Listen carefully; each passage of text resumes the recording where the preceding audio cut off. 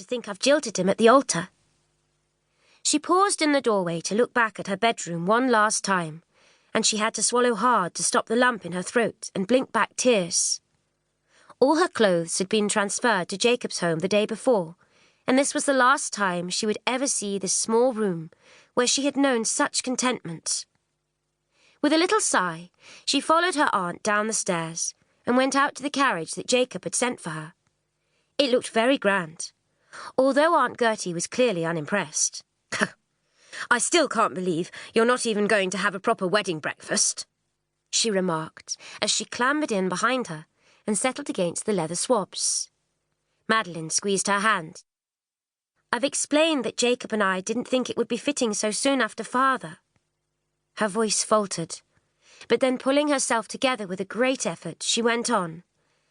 "At least I shall have you there to give me away, and that's all I want. And I'm sure the meal we shall have back at Jacob's will be splendid. He tells me his cook is very good." "Well, I just hope it's something hot," Gertie grumbled, wrapping her arms about her waist. "The wind's enough to cut you in two today. I wouldn't be surprised if it didn't snow. It's certainly cold enough. I just hope it holds off till I get back to Wales on the train." They lapsed into silence until soon after the carriage pulled up outside St. Peter's Church, where the vicar who would be taking over her father's parish was waiting for them. It felt strange to think that later that day he would also be moving into the vicarage that had always been her home. But she tried as best she could to push the gloomy thoughts away for now. At the door, she took her aunt's arm, and they glided down the aisle towards Jacob. He had a broad smile on his face and looked so handsome that her concerns momentarily faded away. "I'll be a good wife to him," she promised herself.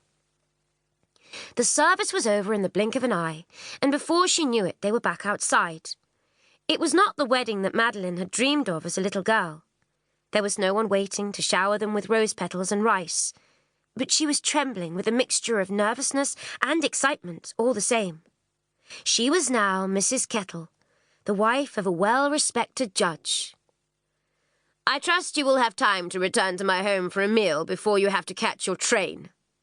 Jacob addressed Gertie, but there was no warmth in his voice. She was equally as icily polite as he when she answered, "That would be very pleasant. Thank you." And so the newlyweds climbed into the carriage, while Gertie followed in a second one with Frederick Marshall, one of the judge's colleagues who had stood as best man for him. When they arrived at the judge's home, Gertie was forced to admit it was very impressive. 3 stories high and surrounded by low iron railings. She judged that the downstairs alone must be as big as the whole of her cottage put together. Not that she would have swapped it. Gertie had never set much store by material possessions. The judge ushered them all through a thick oak door into a long hallway, and then into a dining room, where a large table was set with fine china and crystal glasses for a meal. There was a large fire burning in the grate, and Gertie headed for it instantly to warm her cold hands as the judge sent a maid away to fetch them all a tray of tea. The meal followed shortly after, and although it was plain, Gertie was forced to admit that it was wholesome and filling. They were served with leek and potato soup, followed by roast beef with all the trimmings, and finally a jam roly-poly pudding and custard. At the end of the meal, Jacob stood and, after the maid had filled their glasses with wine, he proposed a toast. "To my lovely new wife." It was short and sweet, but Madeline was touched nonetheless. Soon after, Gertie glanced at the clock and said reluctantly, "I'm afraid I should be heading for the station now, if I'm to catch my train."